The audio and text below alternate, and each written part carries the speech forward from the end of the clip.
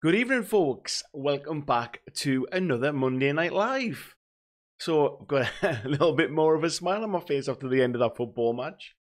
I was starting to think I was going to be tuning in this evening with a bit of doom and gloom, thinking, oh, bloody hell, England again. It's always the same story, but Harry Kane kind of snuck up there right at the end and gave us something to smile about for a few days.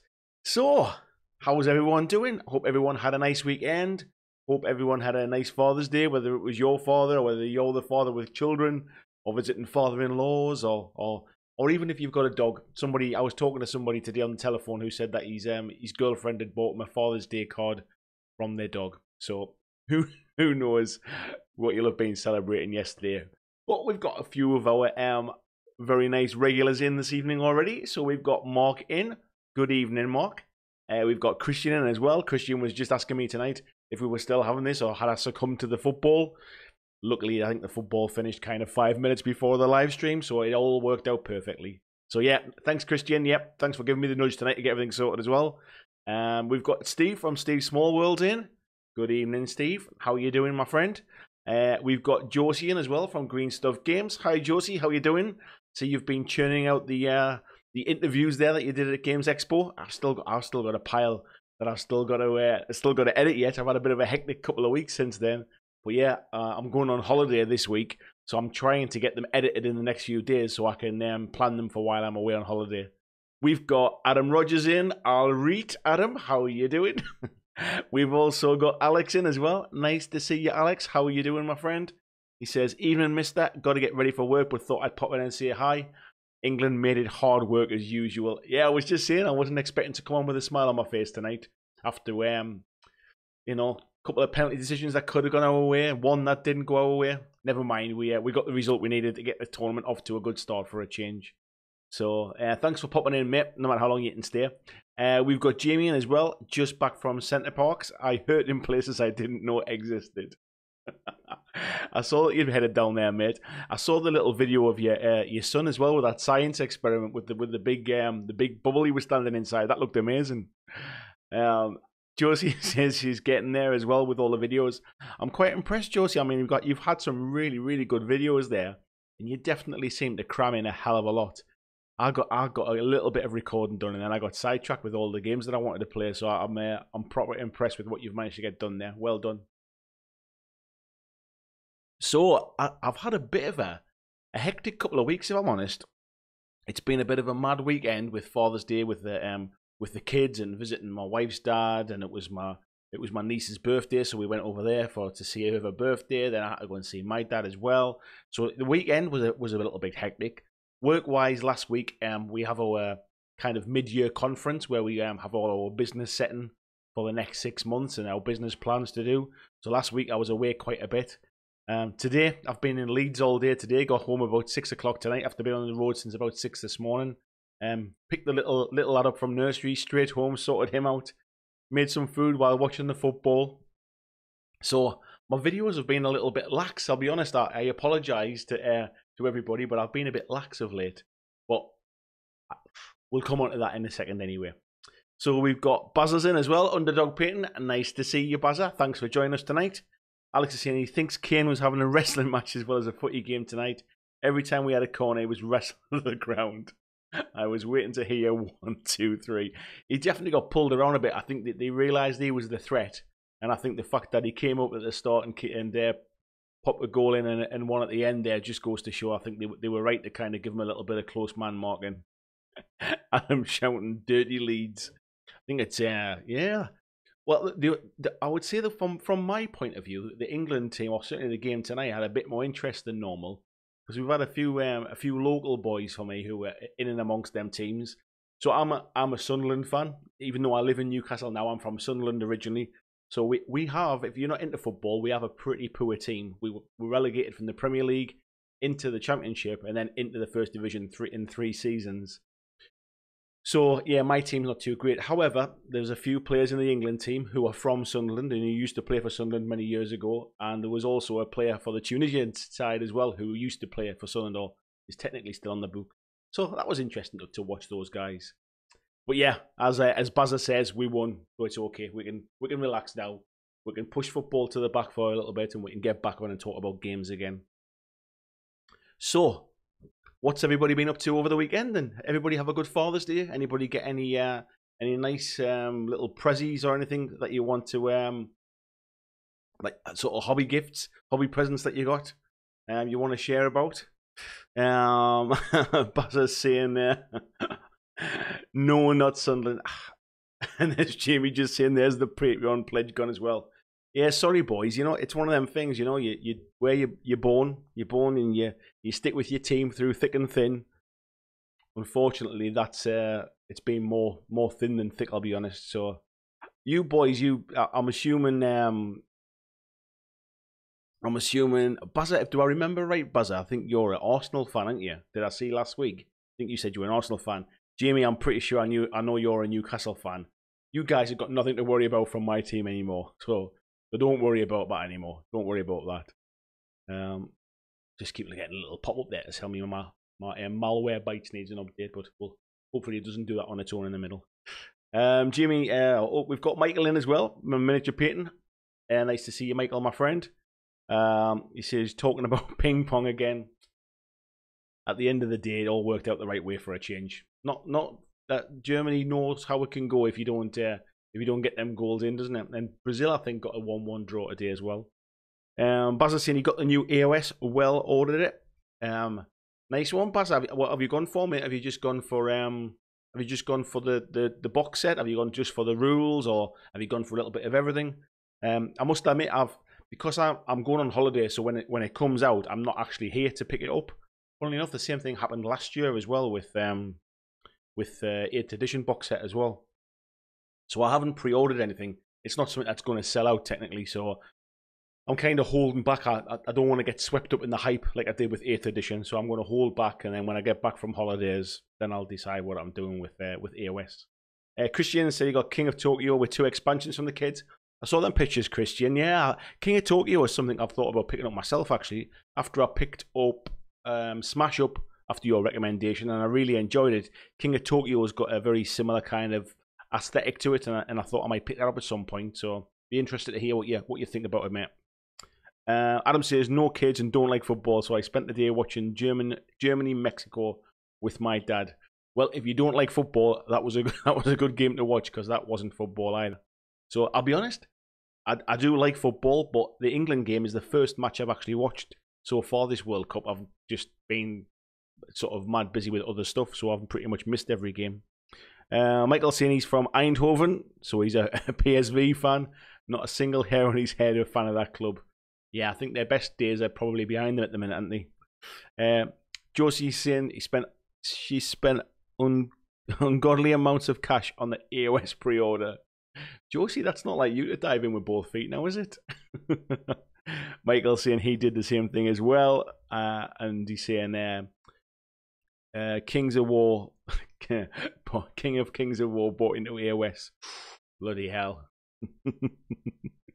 And then I'm not going to read out what Jamie's just wrote, but I have seen that before on Twitter as well, and it did make me laugh. To be honest, you know, who knows? We might have a nice time in this league. Who knows? My sister's a big fan, and she's a season ticket holder, and she did tell me that I think they've sold about 20,000 season tickets. There's most teams in that league don't get that many fans, so it'll be interesting to see what happens. Buzzer's saying, yeah, he got the box set, but going to expand both armies. I must admit, I'm not. I was in the sort of start of building a Stormcast army, and because they're in the new box set, and I think everybody's going to dive in and get them again, I'm a little bit worried that there's going to be a proliferation of Stormcast players that's kind of putting me off continuing that army, I'll be honest. Josie saying to Michael, skint right now. I think anybody that bought into AOS is skint right now, isn't it? There's been plenty to. Certainly with all of the endless spells and the box set and the dice and the new paint and everything else, there's been so much to actually the General's Handbook as well. So much to actually to play for. Michael said his wife won't talk to me anymore, and Jamie said he played his first game of AOS today, 2nd edition, and he enjoyed it. What do you see much difference in it, Jamie? Is it just more balanced? Do the new rules really do much to the game? What did you play with the endless spells as well today? What's your thoughts, mate? We've got Tony in as well, Mr. Spooky Thing. Hey up. Nice to see you, fella. Tony had his first Guild Ball tournament at the weekend, and I think did I remember right, Tony? Did you see he finished? Was it 7th, or have I imagined that? I think he said he certainly didn't finish last anyway, and said he had a really good time. So we'll probably have a little bit of a little chat tonight as well about tournaments and experiences in tournaments for anybody that's never played in a tournament before. Christian is saying, nice little dice combat game, quick to play and plays well with 2 to 4 players. For anybody that's late in the chat, we're talking about King of Tokyo there, which Christian got for Father's Day with a couple of expansions. Josie saying to Jamie, AOS really great game. Alex is saying Peru have actually looked the team with the most sparkle this year. Like I say, this is the first game I've watched. The way England started, I had a feeling we might surprise ourselves this year. I'm quite happy with the way it's been kind of very low key this year. Not like flags everywhere and everybody hyping up England like they're going to be kind of world beaters, only to lose their first game and then everybody gets on the back. A 2-1 win in the first game like that, not an easy win. I'd hate to have seen us win like 4-0 today and then everybody say, "Oh, we're world beaters again." This is just kind of tempering the kind of the attitude and just let's see how we get on. Who knows? We're not a bad side, I'll be honest. I don't think we're a bad side. Michael saying, to be honest, I'm going to do the tutorial shit out of it. The only thing I would say, Michael, is that there are so many people have managed to get their hands on it early this time, that actually doing videos on it's kind of put me off. The amount of people that had been releasing kind of unboxings and stuff, it's just, it's scary, really. Alex is back off to work now. Thanks for coming in, Alex. Really appreciate you dropping in, mate. I'll see you not in real life, but on the live stream probably in a few weeks' time, because I'll come on to that. I'm going to miss a couple of weeks for holidays, but I'll tell you what my plans are anyway. So thanks, mate. Baz is saying new codec comes out soon. New codex for what, Bazza? Is it another 40k one you're talking about, or is this the General's Handbook thing that we're talking about? Jimmy saying can't help but point out Asgard Wargames as an insane deal on the new pre-order. Is it on there? Let's have a look, Jamie. See if it's on that Facebook group as well, and we can share it for everybody. So we've got Asgard Wargames. Let's get it up on the screen. I'm sure we'll have it on the homepage. Here we go. Pre-orders. Let's click across this, right. So what we've got here, we've got the website here for Asgard Wargames. This is their pre-orders for AOS 2, and we can see here they've got a nice Age of Sigmar hoodie bundle, down from £109.50 to £99. We've got a Lord Sellerson bundle there. We've got the General's Handbook is for sale for £15 instead of £17. The scenery there we've got for sale for £34. Are we missing anything else? I'm assuming these are the latest prices, Jamie, with the pre-orders. I think so anyway. So yeah, head across Asgard Wargames on Facebook, or you can head across to their website, which is asgardwargames.co.uk. That's Jamie's local store. So, to be honest, a lot of times I think when he's on the chat on a Monday night, he's actually sitting there painting as well. So yeah, head across and check that out, guys, if you're looking for any pre-orders, if you haven't already dived in. Adam's saying he does like Malign Sorcery Kit. Watched the Beast of War unboxing earlier. Looks nice. AOS and 40k wise, I'm going to go slow AOS Seraphon and 40k Orcs when it's released. I popped into my local GW actually on Friday, I think it was, on my way home from work. And they had all of the AOS 2 kit all out there as well. And I had a bit of a chat with the guy. And he was saying about the endless spells, I think, as the new factions, sort of their army books release, each faction will have 3 spells, I think, specific to them that only they can take. And they'll probably come with a little spell kit, and just to kind of give a bit more magic flavor. rather than just having those kind of 5 spells that everybody can take. It'll grow slightly over time, so that'll kind of keep it. It'll keep it interesting. Tony is saying he came 9th out of 12. I knew you were kind of 7th, 8th, 9th around that place, mate. That's a pretty good showing, that. So did you? How many games did you play? Did you win 1, 2? I'm not sure where that would have made you come, mate. Michael's saying, as a shop, I'm still thinking of stock Guild Ball. Love the price of the set, but the teams are so stinking expensive. I must admit, I've never seen the teams as that expensive, Michael. I always thought they were relatively good priced. But what I would say is every time I've been to a gaming show, the queues for the Guild Ball stuff are absolutely crazy. There's obviously a big following for it. So, who knows, mate? Who knows? Let's have a look.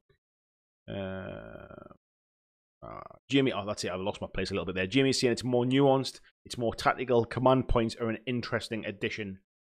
One thing I did like the sound of was the fact that if you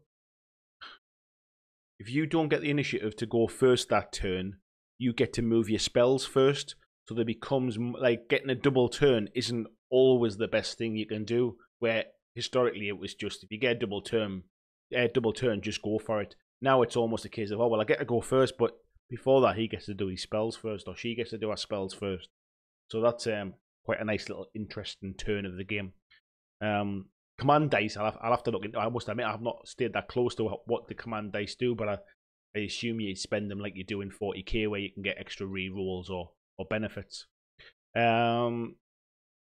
Michael saying he asked for it as a channel. They literally laughed me off the line.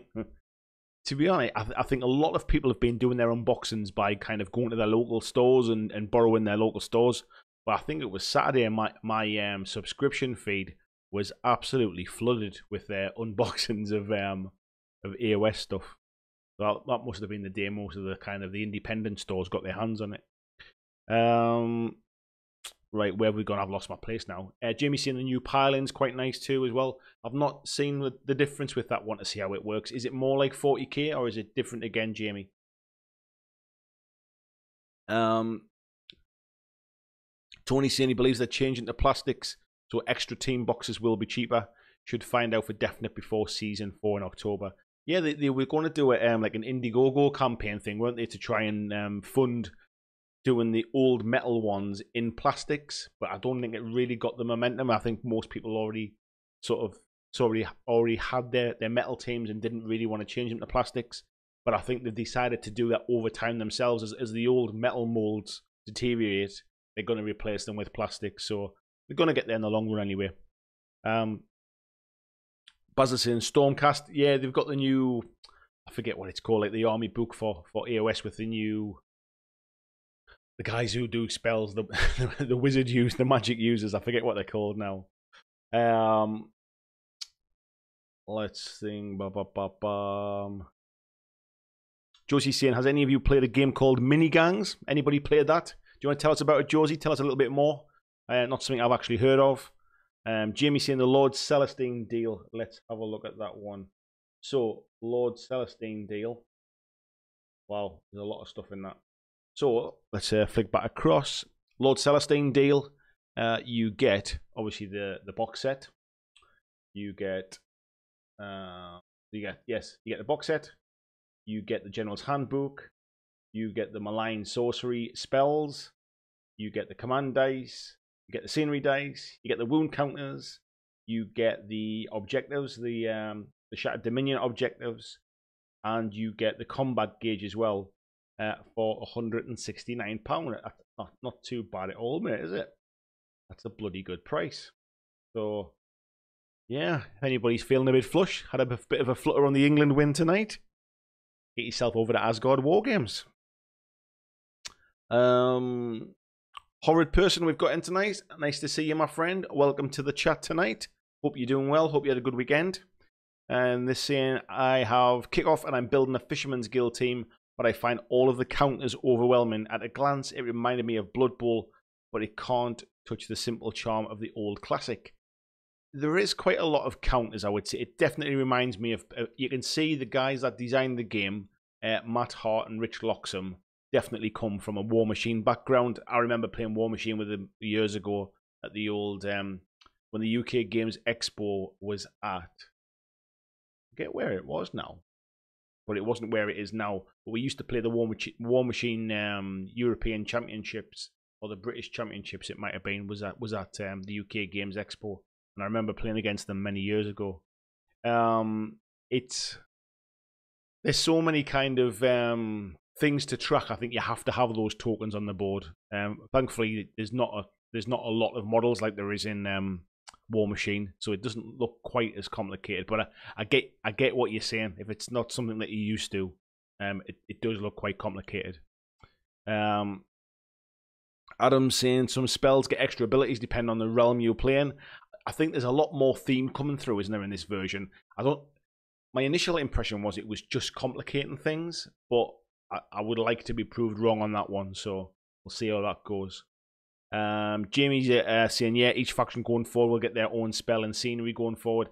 Yeah, he did mention that to me, actually, that there might be a bit of scenery as well in the box with them. That is like, kind of like, fortified forest or whatever it is, that kind of stuff.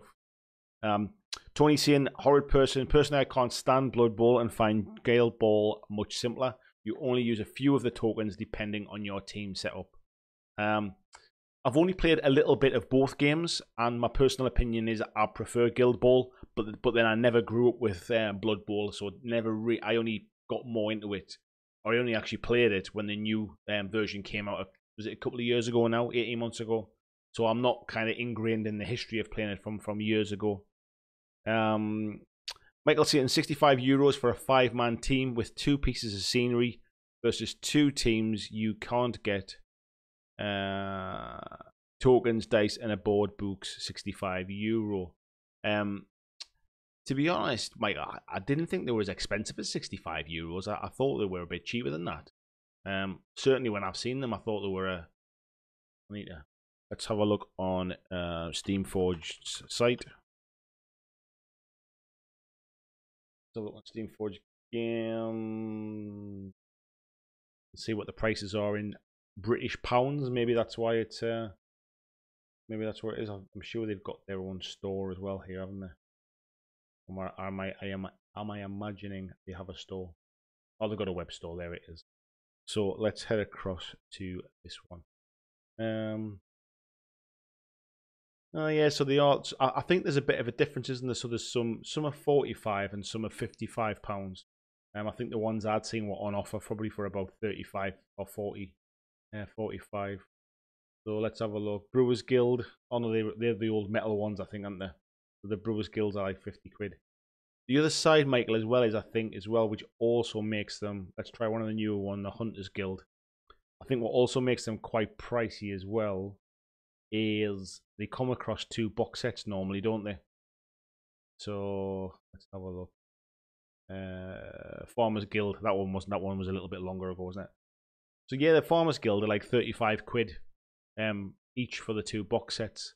Maybe that's what I've been looking at. And then obviously some places will have them with a bit of discount as well. So yeah, I personally didn't think they were that bad, but maybe the new ones are a bit more expensive.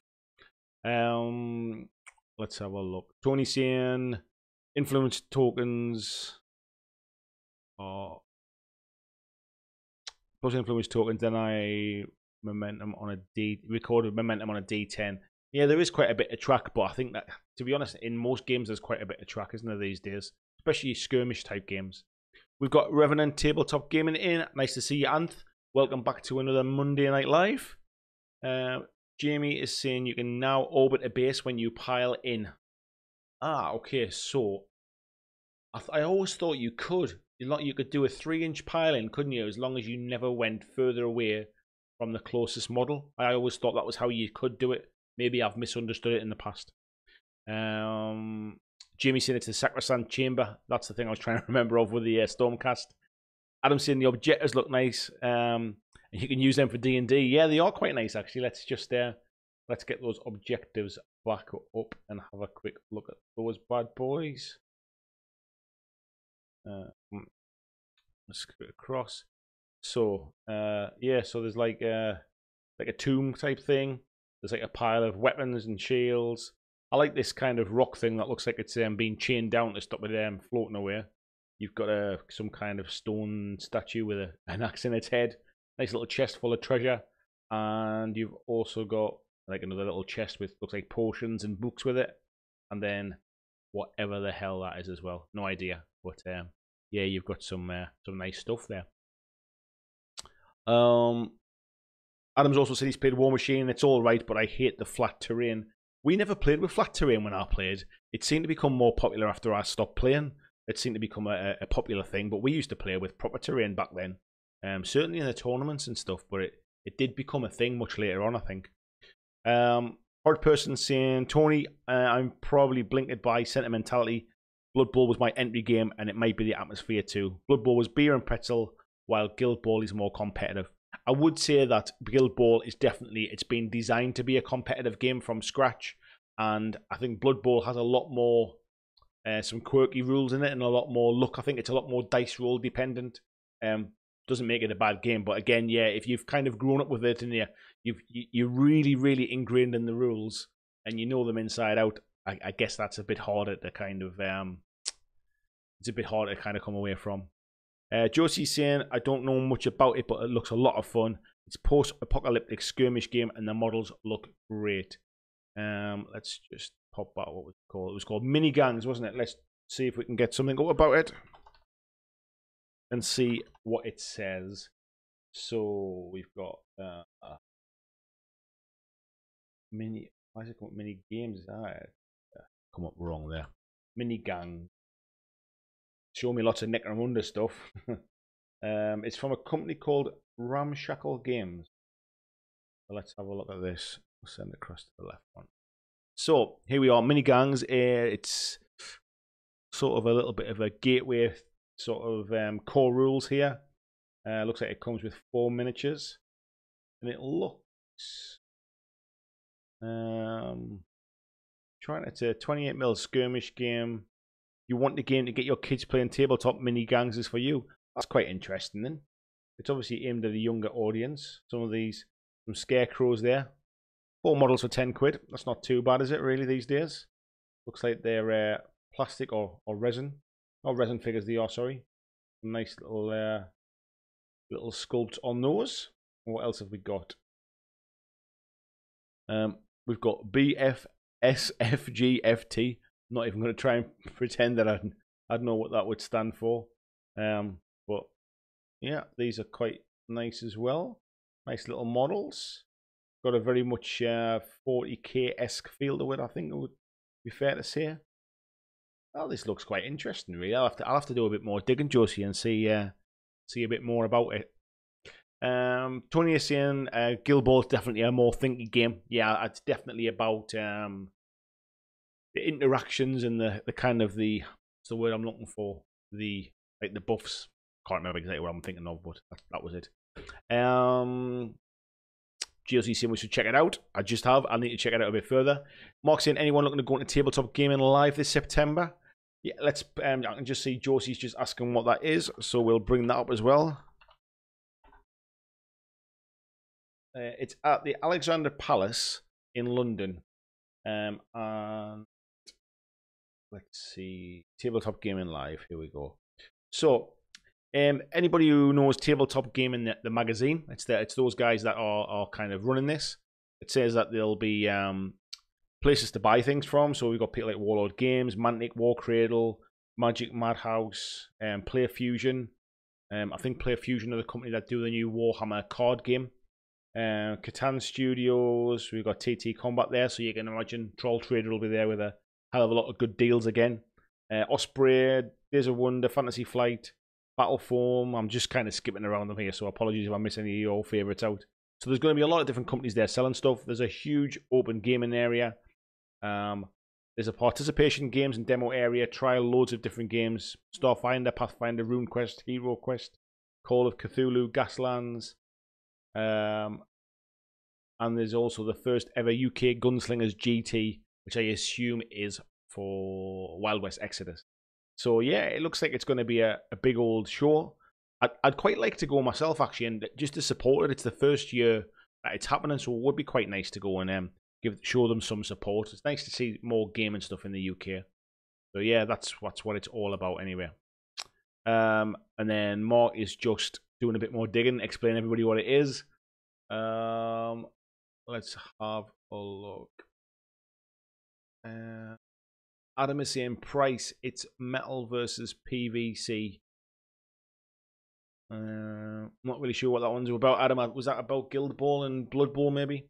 Bit of a Michael is saying, please convince me to stock Guild Ball. It certainly seems to be popular. I mean, season 4 launches this year. There is hell of a lot of there's a hell of a lot of people play the game. Certainly, I see it all over my Instagram feed. People playing, to be honest. Mark's telling everybody a bit more about the Alexander Palace thing. It's in London. We've got Horrid Person saying Jamie's got fond memories, but we all got our opinions. I'm playing a Necromunda campaign at the minute, and I'm having a blast.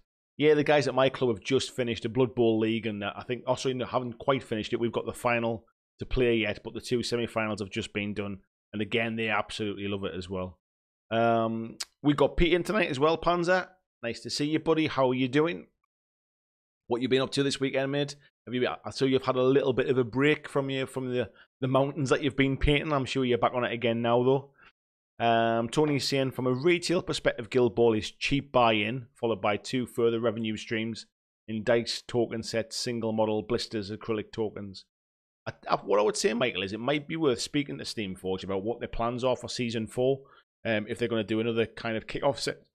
Excuse me, because the kick-off sets are a really, really good buy-in. I'd imagine by the way they're having a bit of a clear out of the kick-off sets at the minute, they must have something planned for Season 4. Josie's saying she's tempted by the £75 box. There must be a hell of a lot of stuff in that one for £75 because it's not that expensive a game, is it, to be fair? And they're saying Blood Bowl's a great game, but I can see why people wouldn't like it. It's not really balanced and it's very random. But I think that's the point. I think it is the point, to be fair. And what I struggled with when I started playing was, as a beginner who doesn't really understand the tactics yet, I was getting absolutely owned by the people I was playing against. They had all their little formations and castling up and knew exactly sort of how each team played. But I guess that is the same for a lot of games, really, to be fair. What I felt was, well, in my head, it was a kind of a board game. I didn't expect it to take quite so long to play. So getting your arse handed to you on a turn-by-turn basis, I struggled to understand the tactics. But it was something that would come with time if I kind of got into it. We've got Neil's just come in tonight. Nice to see you, Neil. Having a bit of a chant for England there. It says, what's the theme tonight, mould lines? Do you know what it is, Neil? I've had a bit of a couple of weeks from hell, busy-wise. I hadn't even thought about what tonight's subject would be. So I just thought it would be a bit of a ramble, a bit of a chat about what everybody's been up to. We've managed to talk about AOS 2.0. We've had a bit chat about Guild Ball. We've had a chat about mini gangs. We've had a chat about tabletop gaming live. So anything you want, mate, tonight, it's free for all. We can even talk about mold lines as well if you so feel. Michael's cheering there about the mold lines. Tony's saying, from a player perspective, Guild Ball, it's lively, casual, and competitive scene. It's easy to learn, but varied and quite deep. Even my wife plays. Tony, have you thought about going to the Steam Con, or is it Steamy Con or whatever it's called, where they have the big Guild Ball weekend in Manchester? I think it is in I think it's kind of November time, is it? Something like that. Looks like it's less competitive and a bit more kind of a fun weekend. It's something I'd quite like to go to, actually, but I've never really got like deep into the game yet, to be fair. Let's have a look. Adam is saying to Neil, which glue smells the best? Michael's saying he doesn't know he get wonky too fast on the glue. To be honest, which glue smell? I only buy the Gorilla Glue now. I find that value for money for me. I think it lasts longer. It doesn't seem to go off. You get more in a tub. It's misleading when you buy some other super glues because they've only got like 5 mil in the bottom of them. So I always buy Gorilla Glue now. Gorilla Gel Glue I buy. Steve's saying next show for me might be Devices War Game Show. Not been in years. I don't think I've heard of that one, Steve. Is that local to you, mate? Is it? Tony's saying, Adam's super glue, but you have to stick it right up your nose. If you stick it right up your nose, you'll probably just end up with it stuck up your nose. I do know somebody that stuck their lips together because they were gluing something. They forgot they'd put the glue on the end and held it in their mouth while they did something else, and then stuck it. It was like a piece of wire or something, stuck it to their lips and ended up sticking their lips together. Bloody hell. Neil saying Gorilla Glue. Oh, another vote for Gorilla Glue there. Adam's saying the back room just smells of pear drops. Are you having your own little chat there, Adam? Bloody hell. Michael saying they contacted me begging to take stock. Really? That's interesting. That is interesting then. They're certainly... I mean, it's a popular game, so... Who knows, mate? Maybe they haven't got a big foothold in Holland yet. Maybe that's what it is. Tony saying you should have some leverage then. Yeah, if they're begging you to take stock, mate, get them to send you some demo kits over and see if they can... they'll certainly send you a load of kickoff sets, I'd imagine. And see if you can get some games set up and get some games away. Horrid Person says he's second Gorilla Glue. Awesome stuff. Since I tried it, that's all I buy now.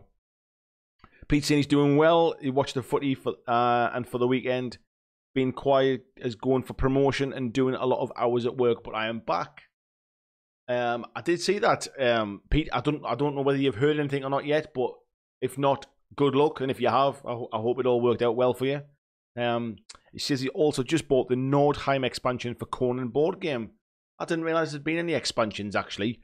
That actually does bring me on to talk about something. I'll just read a bit more of the chat and see what we've got. But I want to talk about, I forgot what they're called now, Monolith. I read something about Monolith yesterday, and I'll bring it up. And so that's probably something to have a good chat about tonight. And I want to see what your thoughts are on it, because I've kind of got mixed thoughts on when I read it. So we'll come back to that in a second, so stick with us. Neil said he bought an EOS for the first time this week. Congrats, Neil, buddy. What did you buy? Did you buy the box set? Have you gone nuts and bought everything? Let me know what you've pre-ordered. We've got Big Beard painting in as well. Nice to see you, Travis, mate. How are you doing, buddy? Hope you're well. Pete says he's just about to start on a mouse house for burrows and badges. I love those models, I must admit. I remember Josie telling me about it. I think it was last year. Was it last year, Josie? Did you pick some stuff at UK Games Expo last year for burrows and badges? Or did you pick it up at Salute when I saw you? I forget now, but that was when I first heard about it. And I've never actually seen the models. But when I saw the ones that Pete were painting, and I think as well, who was the other one as well? We had... Oh, I forget who it was now. Somebody else in the Facebook group had primed some as well, and I saw them, but they look great. Really kind of characterful models. Nice to do something different. Tony saying, yeah, it does fancy SteamCon. Yeah, it's kind of it's in Manchester, and I know Manchester quite well with work, so I know where all the hotels and the cheap places to stay and stuff is. So I must admit, I did fancy it. I even wondered, would it be a good place to go and just get a load of games of Guild Ball in to learn that weekend? Surely there'll be somebody who will teach me to play that many games over the weekend. So, yeah. Michael saying, when I buy, I get a high amount of stuff to get for review purposes. That's the way to do it, buddy. Mark is saying, aren't they giving kickoff away in the swag bag at Conflict? They are, mate. And I assume that's one of the reasons why. I mean, it is fantastic value, because the only thing in the box that you won't be able to use in Season 4 will be any amends to the Season 4 rules. So you would just buy a new rule book, but you'll still get 2 teams. You get a board to play on. You get all the tokens. It's still a fantastic deal, even at its current price now, because it's not until November, I think, for Season 4. So you'd still get a load of play out of it. But yeah, it's being given away. So for anybody, we mentioned it on the last chat as well, Conflict is a Walking Dead tournament that's been held at Steamforged Games, and it's been run by the guys from TNG Productions YouTube channel. £20 a ticket, and in the swag bag is a copy of the Guild Ball kickoff set, along with, I think you also get the show exclusive from Mantic Walking Dead this year, which is the one that I gave away on the live chat that Christian won. So yeah, it's a good little box set, a good little swag bag, I should say. Pete says he's still waiting for news on it. Best luck, mate, I'm rooting for you on that one. And I saw from Facebook you'd put a lot of work in and stuff. So really hope it comes off for you, buddy. PC and Burrows and Badges figures are amazing sculpts and fun too. They do seem something a little bit different to paint for a change, rather than your usual kind of Space Marines and Orcs and stuff. Adam is saying, I'm not talking to myself. The army painted plastic glue smells like pear drops to me. It lingers. I didn't realise that, mate. I just saw you saying that the back room smelled of pear drops. I was thinking he's in a completely different world of his own. I thought he'd maybe been sniffing the glue, mate.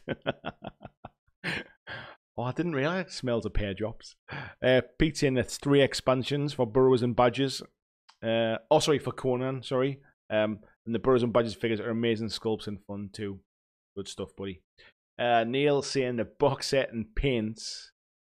Oh, he's ordered the box set and the paints, but wondering about the commander pack with the turn counters. But I thought the same for 40k. Somebody I know got the pack with the turn counter thing in it. Is this the is it like little dials or something like that you kind of spin round? Looks all right, but I guess it's one of them things. It's not sort of definitely necessary, is it really? So. Horrid person saying that I hope they sculpt some barn cats. I think they've got a right old mix of stuff in there. I mean, I've certainly seen the mice that Pete's been painting, but they have got a real mix of stuff in there. No worries, Pete. Best of luck, buddy. Neil saying, haven't been at the painting table for a couple of weeks due to work and illness. Finding it hard to get back into painting. I'm sorry you're not being too well, mate. I didn't realise that. Oh, we've got a new subscriber as well. I didn't realize that was switched on. So, new subscriber. That's not too bad. When you have a bit of a break from painting, sometimes you can get almost a bit of a painting block. It's quite hard to get back into it. I've been trying to kind of force myself to paint a little bit. I did a little bit of painting on Saturday with some Dead Zone stuff, purely because I wanted to force myself to do a really quick job.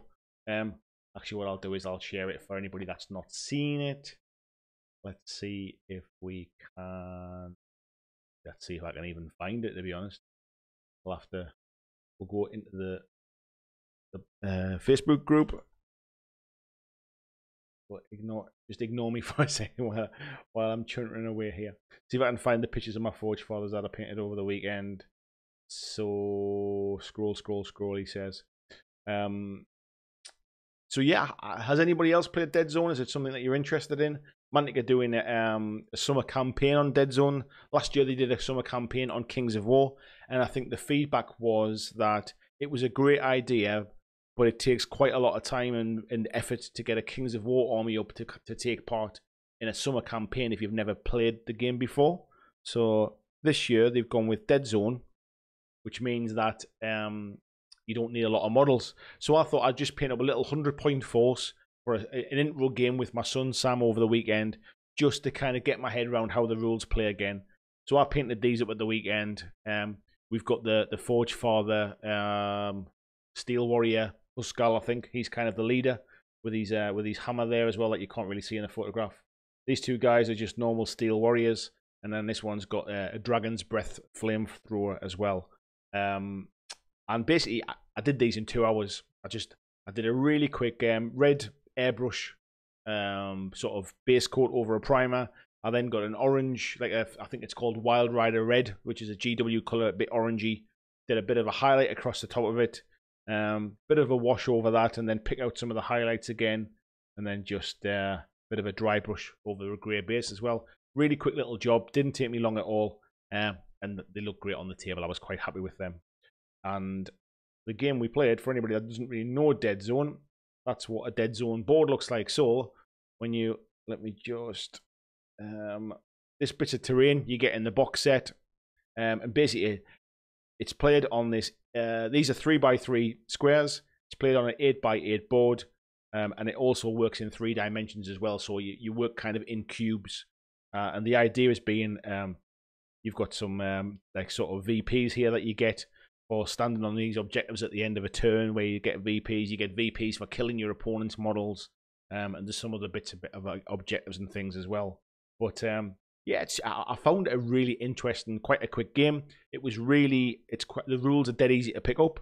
So essentially, you have 3 dice, and they're D8s, It's 3 dice to do a kind of a test. A shoot test might be on a 4+. And you get more dice if the person you're shooting at is out in the open and you can see the entire model. And you get less dice if they are kind of if there's one of your models are in the same square, so for a friendly fire. So basically you modify your the roll by the amount of dice you roll, not what the number is. But very much in the same vein as they do with Dreadball as well. So yeah, I really enjoyed that game with Sam. Sam beat me, as he always tends to do. But yeah, it was a close game. I enjoyed it. Let's go back to the main screen. Let's have a look and see where we are. So yeah, I painted them up, Neil, just to kind of keep my hand in, really. Horrid Person says, I'll be all over the Dracula's America Kickstarter if I had coin on hand. I almost bought into that one the first time because I just loved the theme. But I couldn't... the models were quite old school, I would say, for my tastes. Tony's saying that those Burrows and Badgers figures of yours are lovely, Pete. Yeah, they are nice, aren't they? Michael saying, talking to the Dutch Steamforge rep as you actually speak. Yeah, find out a bit more about it, mate, because it definitely seems to be a game that's picking up momentum. Pete says, I had the painting game in block, but actually painting fun figures like Burrows and Badgers is what helped me. I'm like that. It's one of the reasons I flit from game to game and why I've never managed to get a big, kind of huge army painted up. I get a little bit blocked on it, to be fair. A little bit blocked. We've got Horror Person seeing the Wildcat with the axe is fantastic. Careful sculpt. Love the hat and the axe. Tony saying, don't know about Holland, but a fair few Germans and Belgians compete in the big tournaments. Yeah, I've seen that. There's a lot of the US guys come over as well, as you say. Adam saying one of his partner's workmates, other half, is Dead Zone obsessed. Always trying to convert me. I've just saw at the bottom of the chat as well. Sammy's just popped in as well, so he'll be able to tell you about the game at the weekend as well. But yeah, I quite enjoyed that, to be honest. It's something I wouldn't mind playing a bit more of. I especially like the fact it's just on a small board as well, so we can just sit at the kitchen table and have a game, really, which is nicer than trying to get a big full kind of 6x4 table out. Pete's in it. I do like those sci-fi dwarves you've done, Andy. Thank you very much, Pete. Like I say, it was just a bit of a quick paint job. I just wanted to get a bit of colour on them, really. I'm not a big fan of playing with non-painted miniatures, but yeah, I just wanted to have a quick game, really. Tony saying Dead Zone's a great game. I have way too much stuff. I think me and you, Tony, suffer from the same disease, don't we, when it comes to buying too much stuff. Neil says they look like Necromunda squats. I think they were originally for Warpath, which is Mantic's sci-fi version of Kings of War, and Forge Fathers are basically space dwarves. Yeah, so that's them. Yeah. Pete saying it's the same or similar rules to Mars Attacks, isn't it?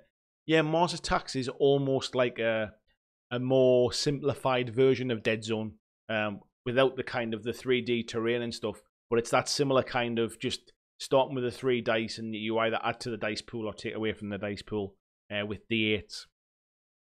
So Sammy's saying, even anyone watching the World Cup, I've been watching it, Sammy, and then as soon as it was finished, I jumped straight onto the live stream. So quite glad we got a 2-1 win tonight there. Tony saying it adds vertical movement to what is based on Mars Attacks. Just kind of catching up with what I was saying. Neil's chanting for England there. And he also says, are you starting a 40k army, Andy? I've actually started one. I've started building my first unit. But I said I would keep it a secret until I paint my first unit, because I want to decide whether I'm going to stick to it. I don't want to say, oh, I'm going to play the game, or I'm going to have all these high hopes for myself. Especially with my holiday coming up as well. So I've started building it. I've started priming it. It's all kind of in sub-assemblies, my first unit. And once it's painted, I'll then share it and I'll then decide what I'm doing. Because I still want to get my first game in as well to make sure it's the right thing for me to do. But yeah, yes, I have started it. But no, I'm not talking about it yet. We've got Henry Mendes in. Nice to see you, Henry. I hope you're very well, my friend. He says, reminds me of Shadow War again. It's I would say personally it is, and for anybody just jumping in, we're talking about Dead Zone. It's got a mix of Necromunda, Shadow War Armageddon, that kind of gang feel to it. It feels a little bit like chess almost, as you're moving around a kind of gridded board. What's quite interesting is I assume you guys can see my cursor now. Basically, so here we've got the Forge Fathers. They may have a movement of 2, so they can move two squares or 2 cubes. So that could be 1 up to here. It might be 1, 2 to there. It could be kind of 1. But yeah, basically you can dash across them. But you just move into a cube and you can position yourself anywhere in that cube where you get the best cover. And then it really is about true line of sight, about can you see through these little gaps and that kind of thing. But yeah, I just found it really interesting. And after a couple of kind of movements, seem to pick them up quite easily. Sam's saying it's better than the first edition for sure. Much more streamlined and simple than the whole card mechanic from the original edition. Yeah, we had a chat about this at the weekend, and I remember playing the first edition with Sam, and I just felt like I had tokens and cards everywhere. They did a great job with second edition, and with this summer campaign that they've got planned, there is I wouldn't say it's like a reboot of the rules. It's like a 2.1 version, which basically just puts a lot of the FAQs into the rule book and just tidies it all up a little bit as well, and realigns some of the point costs. I downloaded the Battle Scribe app for my phone the other day, and all of the new points costs are in there as well, so that makes it a bit easier. Adam's saying the Enforcers and the Rebs do look nice, especially the Enforcer Strider variants. I would say when they originally released Warpath and then the first edition of Dead Zone, some of the sculpts weren't maybe the best, but I would say a lot of the newer ones, since they've expanded some of the fight, is it Firefight? I think it is their kind of skirmish-y version of Warpath. And since they've kind of expanded into Dreadball 2 and they've done some new sculpts for the different factions for that, as they're all set in the same universe. And they also did Star Saga as well, which again is the same universe. So some of those sculpts are really, really looking nice now. Michael's saying not only that, but Warpath is in every way bigger, better, and nicer than that other 8th edition game. Deeper, more logical rules. Minis are discussable. More compatibility. I must admit, Sam and I went down to Mantic's HQ, not where they are now, the old office where they were before that, when Warpath first came out the first time around. And I think Sam might have only been about 6 or 7 at the time. It's going back quite some time ago now. But yeah, it's come a long way since then, that's for sure. Just no players for it, as Michael says. We've got Shaggy Wargaming in. Nice to see you, buddy. How are you doing? So you got another addition, I should say, to your blog tonight as well. I was just reading that earlier on. Very well written, my friend. So something, if I can find it on, let me just find. I should have there was something I'd saved in my Facebook feed that I wanted to come back to and read. I wonder where it saves it to.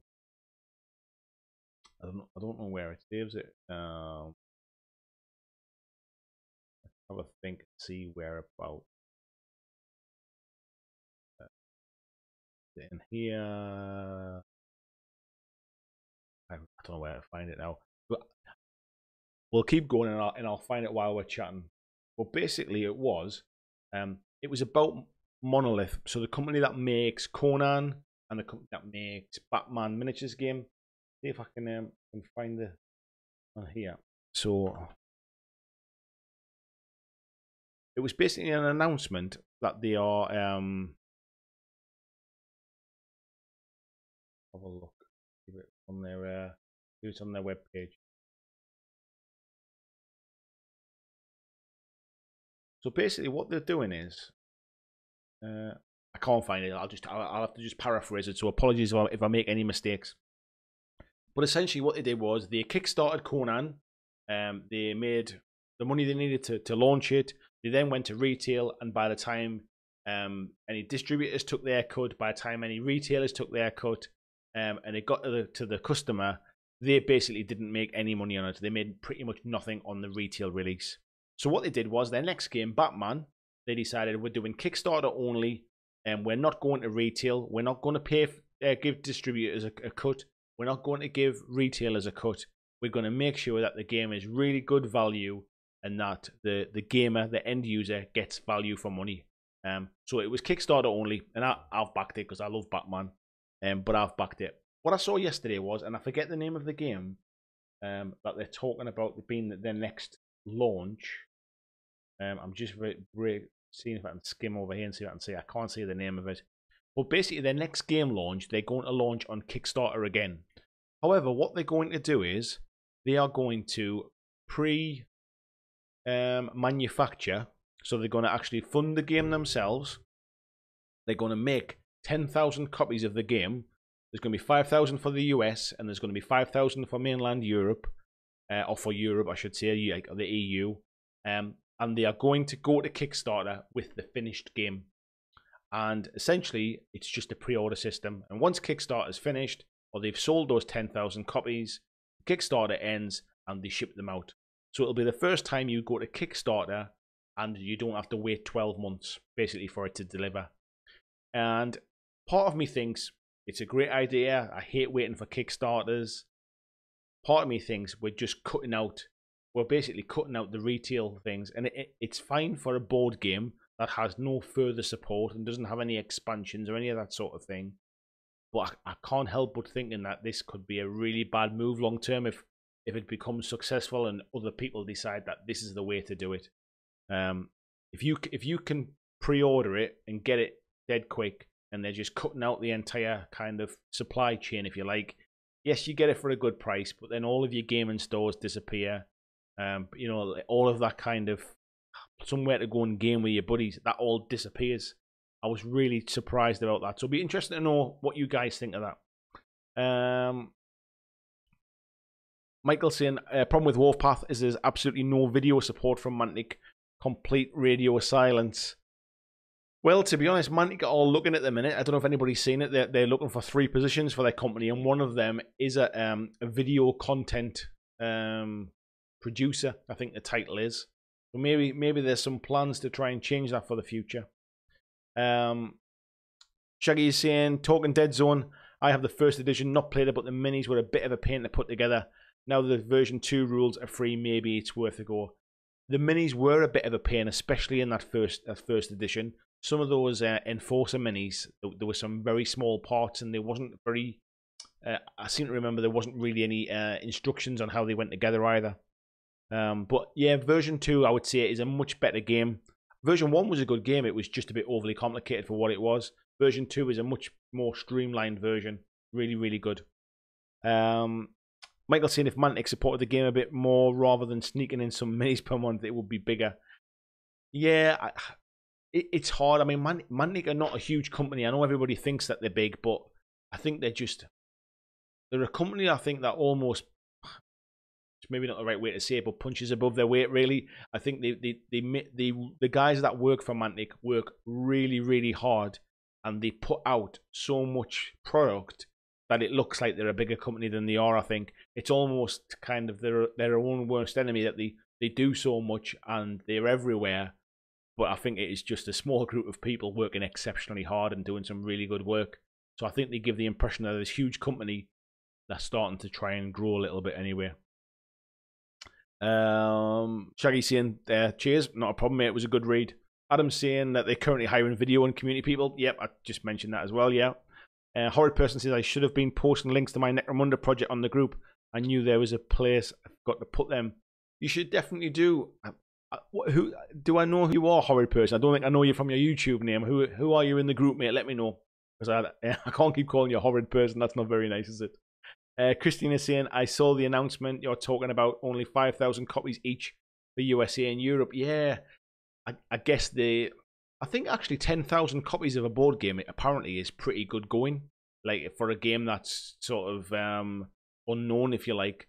So I guess it's almost kind of like a hit and run, isn't it? Let's fund it, let's get it out there, and then let's sell them as quick as we can. Be interesting to see how it works out. All right, Adam's saying he's posted a link to the Facebook group.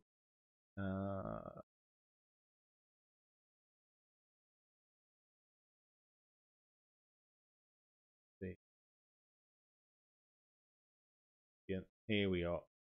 So let's head across to here.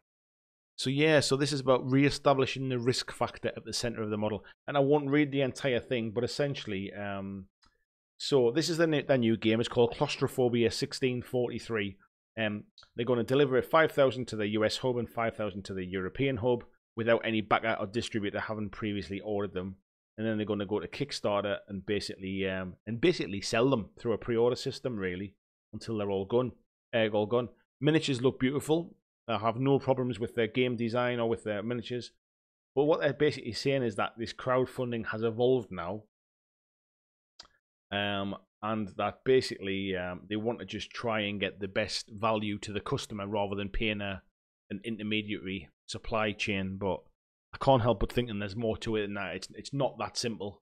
You know what I mean? Like, for example, Nike don't make trainers and then take a load of pre-orders and ship them out to individuals. That it feels like you need that supply chain to help you. That's where your market and that's where your noise gets about. It certainly wouldn't work for a miniatures game because you're relying upon that secondary market of coming back and buying more stuff. But for a one-hit board game with no expansions, maybe, I can potentially see that working. Thanks for that, Christian. Thanks for posting it. Adam's saying to Tony, someone I know bought a Supernatural Western set for £300. He ended up selling it all for £2,000. Oh, we're going back up here, aren't we?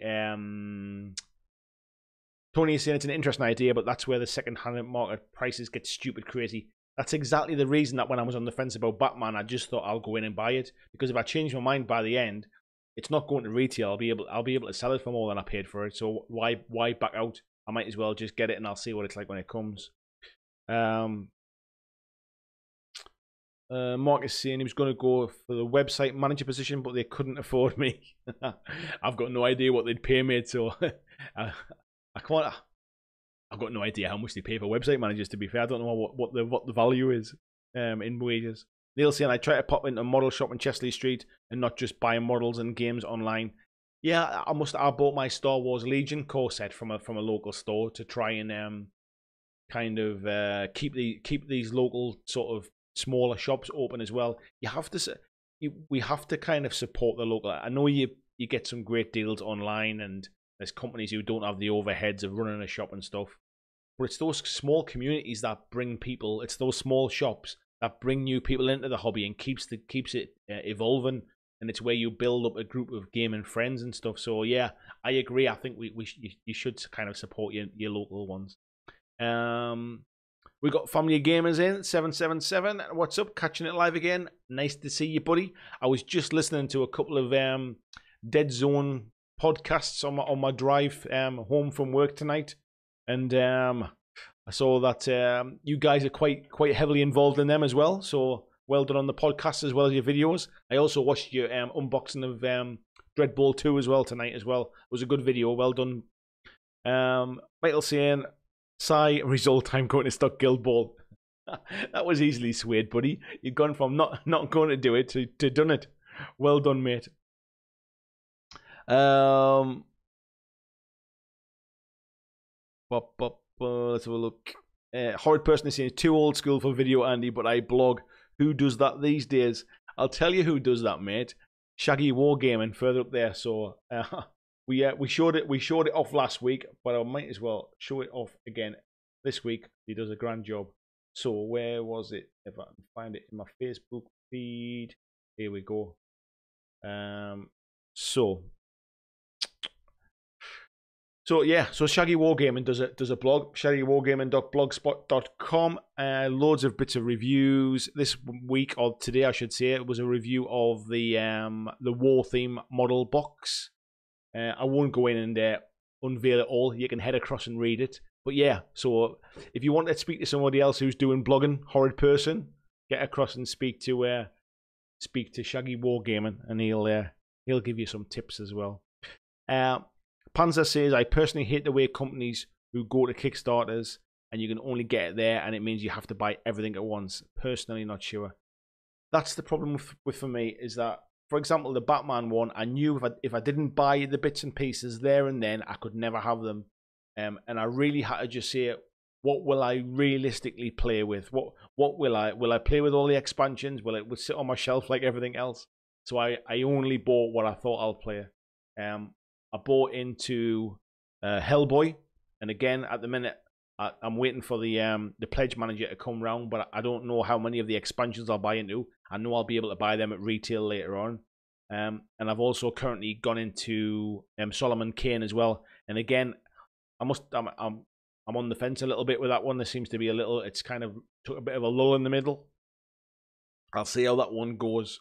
But again, I don't think I'll buy in with all of the expansions. I think I'll just pick them up at retail at a later date. I never managed to kind of get that deep into a game, I would say. Michael's saying he's a softie, but at least he gets a free game. Tony's saying it's claustrophobia, absolutely brilliant game, but limited appeal. Is it something that you know about then, Tony? Is it like an old thing that's been around for a while or something? Is it? I've not heard of it, mate. And he's cheering that Guildball hits the Netherlands. So yeah, between us, Tony, we've managed to convince the Netherlands to start stocking Guildball. Family Gamers are saying every time I go to my shop, I always spend a few bucks, even if I don't need something. Supports the shops. Yeah, I think personally, I agree. Even if it's just picking up a couple of pots of paint or something like that, or just it might not seem like much, but they appreciate it. Do you know what I mean? It's all of those little sales add up, and if everybody supports it, we keep these places going. Panzer saying I blog too. Panzer Kaput's paint. Do you really, Panzer? I never realised that. Let's have a look on here.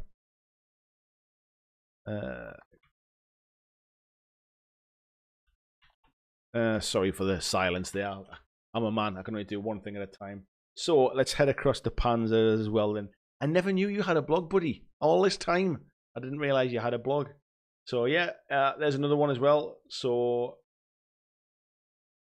Peter is a member of the Leicester Fat Cats, who always put on some really, really good demo games whenever they go to shows. So there's loads of stuff on here about very British Civil War, about Blood and Plunder, Gangs of Rome stuff as well. So again, there's another blog to head over and check out as well. Yeah, I'm amazed I never knew that, mate, but yeah, looks pretty good. I'll leave that one up and I'll have a read of it later on. Where we go, yeah, Horror Person is saying he's going to have to check that out. Always looking for other blogs to check out. Family Gamers is saying thanks for the kind words, means a lot as a video creator. I don't watch a lot of videos, I'll be honest. I tend to kind of spend my time trying to make my own videos, but I have been catching up with some of yours recently as well. Yeah, I watched your Star Wars Legion unboxing as well. I think yeah, it might have been when you bought some expansions and stuff, and I just find them good videos, mate. So keep up the good work. Nice to see some other creators as well. Where are we going? Michael is saying, for such nice words, I grant you an interview.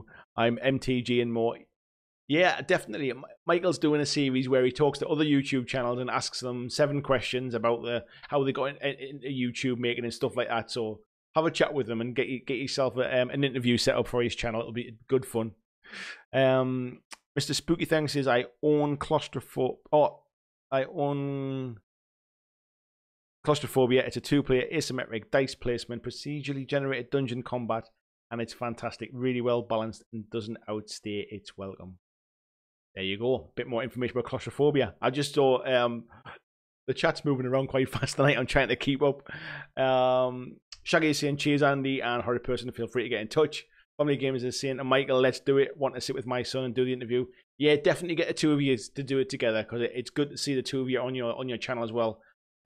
My son Sam sometimes gets involved with the odd video as well when either when we're out kind of gaming somewhere and we're doing an interview or something, and he got involved with one of my Walking Dead videos as well when we played together. So it's yeah, it's good to kind of good to get the family involved, I would say, and it's good. I think that's another thing what I like to see about your channel as well. It's good to see the two of you gaming together. We got Steve Smallworld saying, all GW stuff I get through my local friendly gaming store, Curtain Games, and they do good pre-orders and put a lot of events on. That's the thing. I think if the store gives you a reason to go in there, majority of people will go there and pick something up. Adam's saying he's got a blog too. It's empty, but I've got one. I would have put it up as well, mate, but there's no point putting an empty one up. Get something written in it and we'll share it next time. Panzer saying thanks for the shout, mate. Not a problem, buddy. I didn't realise you had a blog, otherwise I'd have shared it before now. But it looks really good. Horror Person is saying it's great looking layout. It really pops. Yeah, both Shaggy's and Pete's actually both really do pop, don't they? Tony is saying it's been out of print for a few years. Came with pre-painted minis too. Yeah, it doesn't look like this one's going to, I think. Anyway, Neil says, thanks for night, everyone. Nice to see you, Neil. Thanks for popping in, buddy. Michael is saying he's currently talking with Family Gamers, Ash Barker, and BlackJack Craft as well from D&D Terrain stuff. So, yeah. So for not having a bit of a topic tonight, it's we've had a good old natter, haven't we? We've had plenty to talk about. I also want to say thank you as well to, I think his name on here is John Whitesnake, but he's not around tonight. He did donate to me very late in the stream last week, so it hasn't shown up as the most recent super chatter, but he was. He did it last week, but for some reason it's not showed up. So I want to say thanks to John as well. I don't think I got a chance to say it to him. I think he donated as I went offline last week. And Chuggy is saying the miniature painting is going to be a good set of videos. Yeah, there's been a good mix with Nick from Idic Beer and also with Luke in there as well. And I've kind of snuck in the back door a little bit with my little channel there. Pete's saying have a good night all. Nice, thanks for dropping in, Pete. I hope you're well, buddy. Michael saying can't really seem to reach Mel Bowes if someone can activate him. Mel's normally pretty good for replying to stuff like that. I'll see if I can give him a nudge. I think him and Luke are quite friendly as well, I think. So maybe Luke might be able to give him a bit of a nudge for you, Michael. So yeah, I just want to kind of the next couple of weeks of live streams. I think I'm going to have to give them a miss, unfortunately, because on Thursday night this week, I go on holiday for a couple of weeks. So I'm going to miss those 2 weeks of live streams. I was going to hopefully try and do them or do a smaller version of them while I was away. And I'm not really sure that I'm going to be able to do it where I am. I'm not sure the Wi-Fi is going to be good enough or whether I'll be able to take all my bits of kit. So I will try and take my camera and a laptop and see if I can get something done. Because I do enjoy these live chats, I must admit. And I need to know what the time difference is like with the time zones and stuff. And see how that works out, because it might end up being in the middle of the night where I am. I can't remember which way they are, backwards or forwards. But I'll definitely I'll see what I can do.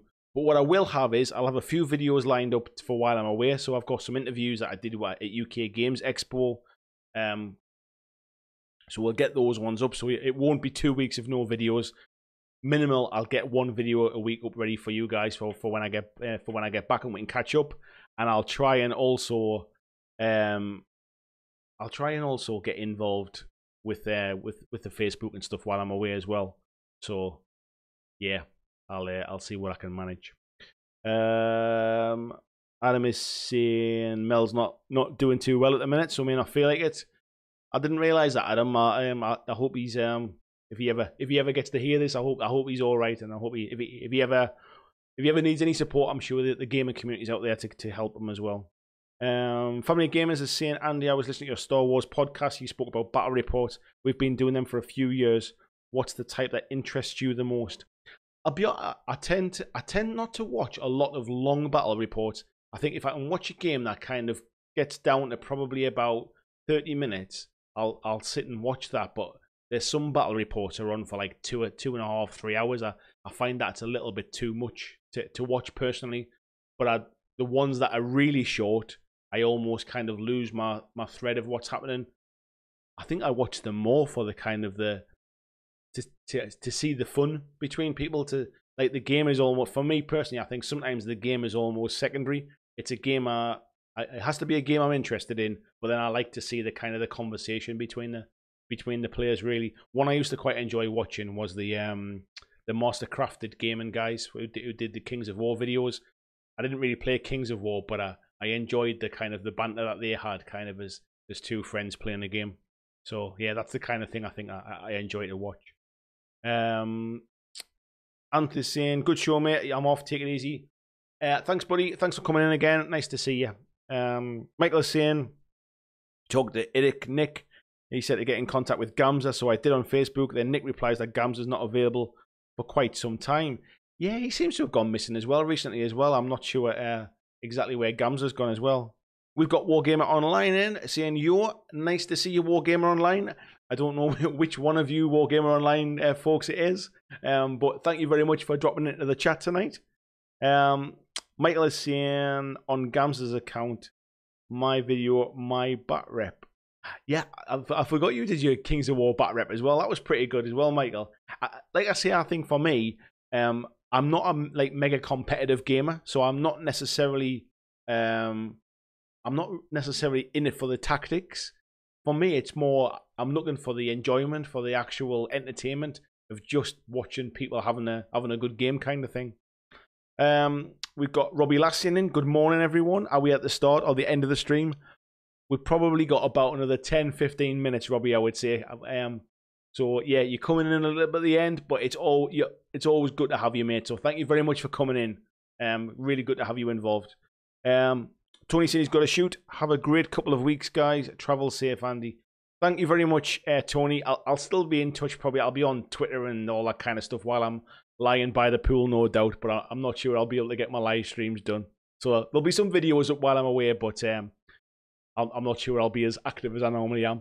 It's time to spend a little bit of time with the family as well, I think, rather than just doing all my videos. But thanks for coming in, buddy. I'll speak to you soon. We've got Sam in from Wargame Online. Nice to see you, Sam. How are you doing, mate? I think you've just had a holiday recently soon as well. I remember seeing that you'd bumped into somebody at the airport and they'd give you some freebie stuff. I think it was the guy from Modifius, I think it was. Yeah.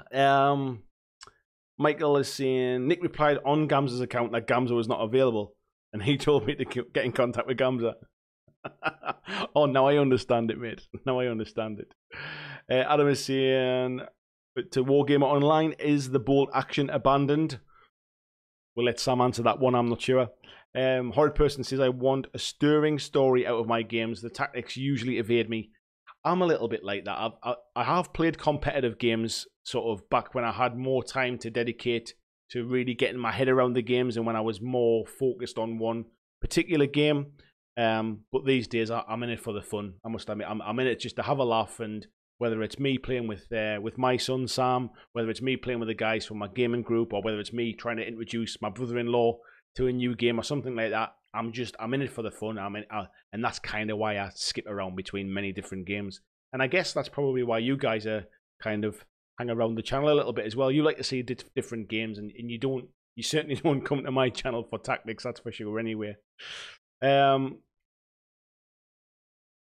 we've got let's have a look. Sam saying to Adam that for now he's focusing on GW stuff, but he is wanting to. Yeah, I think it's hard. I think certainly for a channel like yours, Sam, you almost need to kind of like narrow your focus a little bit, don't you? Because you've got a really big audience that kind of come expecting certain things. I guess my channel's always been a bit kind of scattered from the start, and maybe it's one of the reasons why it doesn't grow particularly fast, or it hasn't grown faster.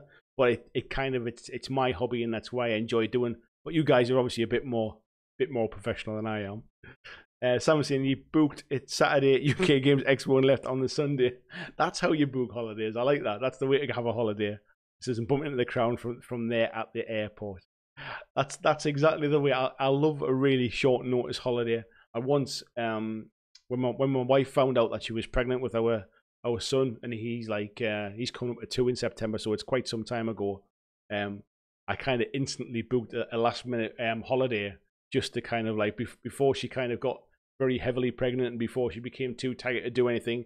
And I knew we weren't going to have any kind of sort of flashy holidays or anything like that for some time to come with the young family.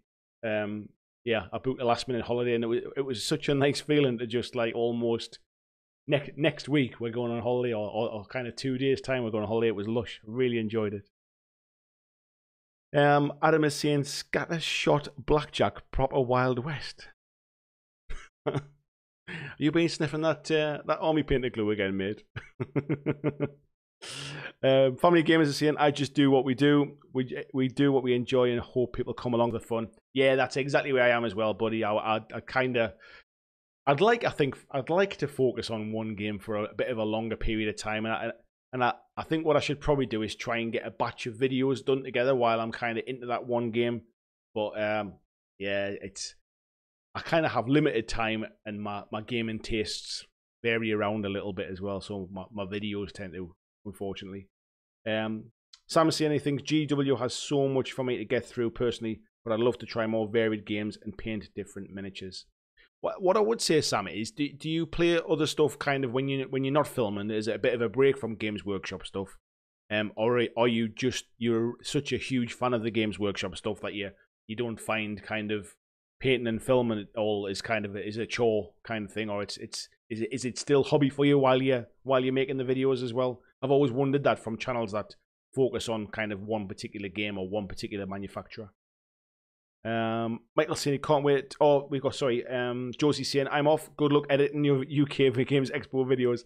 I think I might end up sitting on the plane, going on holiday, probably editing on the plane and uploading when I get there. So who knows? I've got to try and cram in there quite a bit of work the next couple of days, and I haven't even thought about packing cases yet.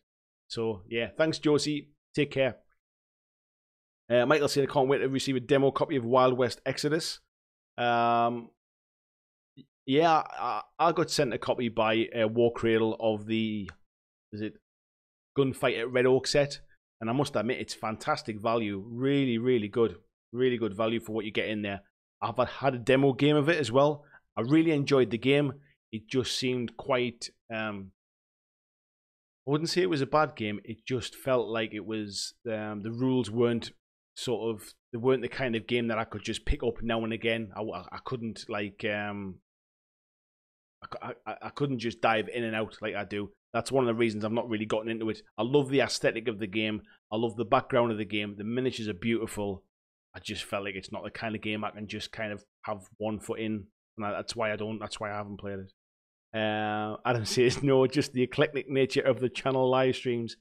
Yeah, I feel like these live streams are just kind of a big group of gamers just sitting about having a bit of a natter about what they've seen happening in the hobby the last couple of weeks. Really, I try to have a topic just to kind of have something to generate discussion about. But we have nights like this where you can kind of just talk about anything, and it's just a bit of fun, really. Robbie's saying if we're talking about channel topic, could I suggest maybe we take a gaze at small scale gaming? I assume is this your channel, Robbie? Is it small scale gaming? Let's have a look and see where we are then. So let's see if we can find that one.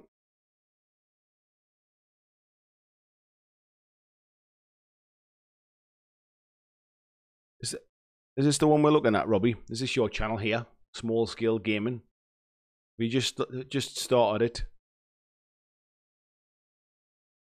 I'm not sure I've got the right one here or not, but let me know, buddy, if it is. We've got Sam saying don't really have time to to do GW.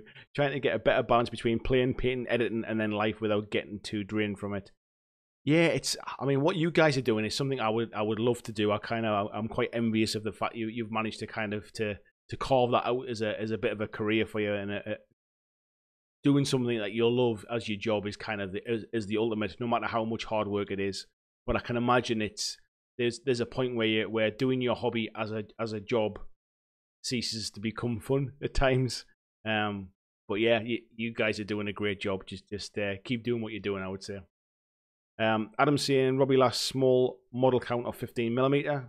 Oh, sorry, small scale gaming. Sorry, I thought you said you had a channel called Small Scale Gaming. Sorry, buddy, it's been a long day. I've been up for the best part of about 20 hours now, so I'm kind of coming to the end of my tether now. Sorry, buddy, I thought you meant that you had a channel called that. Shaggy Wargaming is saying Wild West Exodus reminds me of Brave Star cartoon. One of a new group of minis looks like the crew from Firefly. Oh, Brave Star, man! I remember that with the huge big horse with that huge gun. I remember that. I was a big fan of Brave Star when I was a kid. Michael saying if someone asks what it about, I ask them one question: do you know Brave Star? That's why I think I love it. Adam saying Brave Star was great. Deputy Fuzz. Robbie saying Adam Rogers, I reckon small scale game and 15mm and low. I can honestly say actually, Robbie, I've never played a 15mm scale. Oh, I tell a lie. I've played Drop Zone Commander. I guess that that would qualify as a small scale game. So Drop Zone Commander, I mean, the kind of little troop miniatures that you get are absolutely tiny, aren't they? So I guess that would qualify. But I've never played kind of, what's the other game I'm thinking of? There's a World War II game. Is it Flames of War? I think that's small scale as well, isn't it? I've never really. I started as kind of a miniature painter, really. So I always wanted to kind of to paint something of a bigger scale. The small scale stuff never really took my attention, really. Sam saying, cheers, mate. It's wonderful doing it rather than a normal job. Breath of fresh air from retail. But yeah, keeping up the steady stream of content and painting armies for back reps takes time, as you know. Yeah, it's. I mean, I kind of. I do this on my own, so I don't have a kind of a big sort of group of people who want to come and play back reps and that kind of stuff. I try and get Sam, my son, to get some games in when he can as well. But you know, when he comes over, we tend to want to spend a bit of time together rather than kind of sitting doing other stuff as well. But it's I do it because I love it. I would love to grow it in the future. But I would say I'm kind of stuck between a little bit of a rock and a hard place. That I have a kind of a. I would say I've got a good job. I would say, and it will be a huge jump to drop away from doing that as a full-time job. What I do now, that I'll be honest, I don't really enjoy. It's kind of in that kind of corporate grind. I would love to be able to come away from that and do something like this on a more permanent basis. Maybe when I'm due to retire, or if I win the lottery. Samson, you do a great job running the channel, Facebook group, and working still. Doesn't a great job. I don't know about doing a great. I managed to do it, but I wouldn't say it was a great job personally. I would like to spend more time and do a better job of it. I would like to spend more time editing and doing better edits, but I really, really enjoy it, and that's kind of this is my hobby now. I would say I spend more time talking about miniatures than I do playing them, I think, these days. Adam saying they play 50mm Napoleonics at the Working Men's Club near me. It looks very intense. My first experiences of miniature gaming was my older cousin. He must be about 10, 15 years older than me. When I was a kid, I remember he was really heavily into kind of like real Napoleonics and the old kind of probably even before GW stuff. It might have been real kind of old school army gaming, and that always looked really intense and really serious. Robbie says, tell you what, get yourself to Australia and I'll show you a great time with 6mm and 3mm minis. There's an offer you don't get every day. Thanks for that, Robbie. I might just take you up on that one day, mate. Steve Small World says, I think most of us channels realize how much work goes into content, and doing it between real life and is hard, hence have respect for each other. Yeah, I'll be absolutely honest. I mean, none of what I do would be possible without the support of my wife. My wife is massively supportive of me doing this. YouTube is my hobby, and she's kind of she listens to me rabbiting about analytics and sort of subscriber numbers and view counts and kind of audience retention and all that kind of stuff. She sits and listens, and she kind of offers me advice and stuff. Without her kind of like sort of giving me time and space, I mean, I'm dead fortunate. I've got one of our spare rooms in the house to kind of set up as my own little studio type thing. If it wasn't for her, this would have died on its arse kind of a long time ago. So yeah, I'm really grateful for what she allows me to do, kind of thing, with it, having some free time as well. Family of Gamers are saying, really glad I do the channel with my son, keeps us together and have a reason to be creative together. And I have another job too. This is the hobby, and you do a great job. Thank you very much. You guys do a great job too. It's been part of that kind of community. Being a part of the community of gamers, and also being part of a community of other creators as well, that I find really rewarding, actually. Sam saying, yeah, it's a big risk. I'm lucky Rachel covers us with her job, and Phil does as much as he does, even being a director at a busy business. Yeah, it's honestly, I really do admire you guys. Put a lot of work into getting ready to go, and I think that it's something that it'll be worth its weight in gold, really, to try and to shape it before you actually launch. I just kind of I bumbled through it for about the first 12 months, I think, just trying to find my feet and understand what worked and what didn't. And I think you guys probably put that effort in before you even launched, and it really shows you've got a really polished channel, and you're doing great guns there. Really, really good.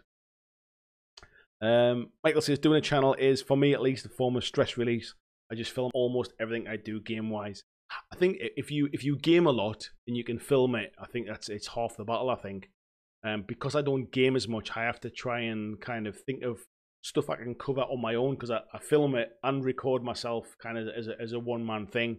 So I have to try and understand what I can do on my own versus what I'm going to need support for. So, yeah, it's quite interesting. Sam's saying it's a shame you live so far up north. Yeah, I do live quite far up north, about as far in north in England as you can get, to be fair. Whereabouts are you guys, Sam? I'm not really sure whereabouts you are based. Michael says, I do 2 channels, run my own shop, search for decent work, have a household with a kid and a pregnant wife, so I need some me time every now and then.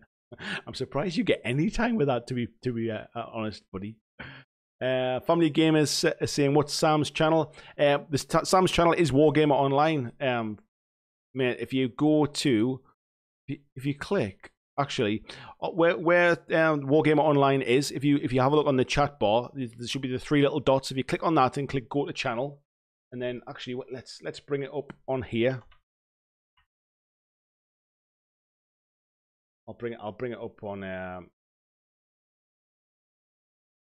We'll bring it up on here. So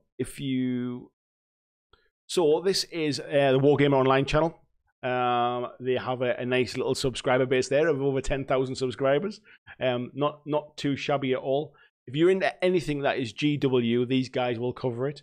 Whether it is some really, really good battle reports, some good painting tutorials, some really good live streams as well. Actually, just sort of sitting chatting to the community a little bit like this. So yeah, anybody that's not already subscribed, which I'd be surprised if you're not, but head on over and give the guys a subscription as well, because it is an excellent channel. So Sam is saying he's in West Midlands, Leamington Spa. That's not too far. I mean, I'm sure I could have a trip out one day and come and have a game with you one day sometime. That would be quite nice. Maybe because I do quite a bit of traveling with my job as well. So I'm kind of I live in Newcastle. My office is in Manchester. I visit customers as well, as far as kind of Telford, Stevenage. Spend quite a bit of time in Leeds as well. So I kind of move around with my job as well. So trying to fit that in. I'm sure I can always have a night away and have a game sometime or something. Phil says, just realised the time. We'll watch it back when I'm painting. Yeah, I've just realised the time as well, mate. Thanks, Phil. Thanks for coming in, mate. I didn't see you sneak in there before, but thanks for coming in, Phil. Sam saying, cheers, mate. Not a problem at all, but well deserved, honestly. And Marcus saying, I wasn't sub, but now I am. There you go, buddy. to 777. Yeah. So let's give 777 a shout as well, because I haven't pointed them out. If I can find them in my subscription list, where have they gone? Going on myself, if I want to. But it's just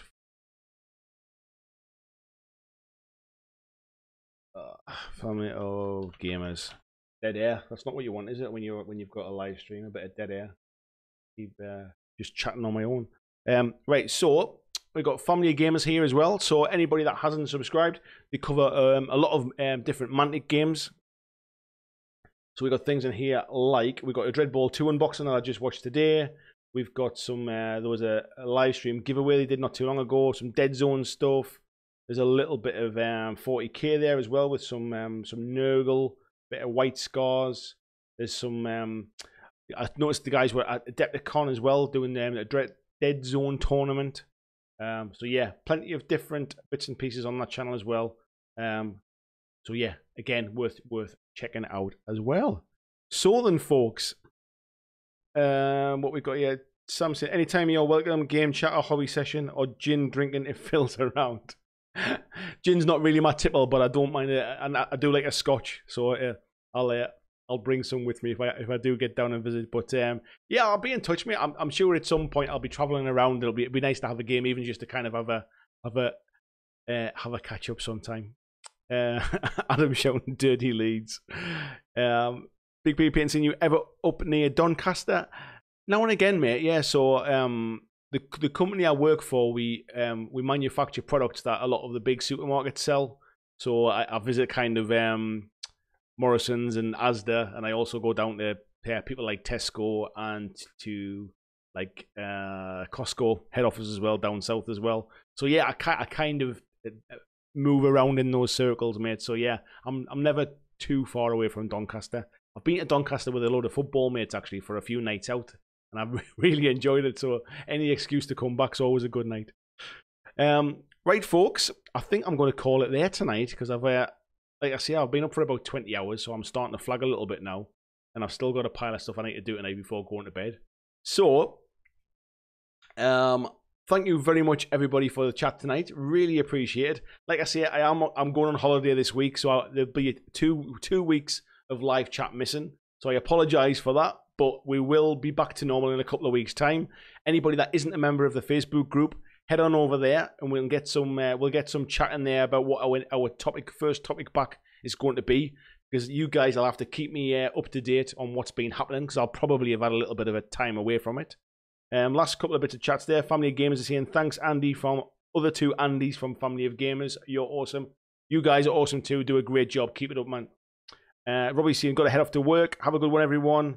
Always good to catch a bit of live stream. Keep up the good work, mate. Thank you very much, mate. It is nice to have a bit of a virtual gaming community. Mark's saying have a great holiday. Sam's saying night all. Adam's night all. Everyone's saying night all. So I'll leave it there then. So thank you very much again, everyone. Have an awesome time over the next few days. I won't speak to you for a few weeks, but I will see you in the next video. So thanks for watching. Night all.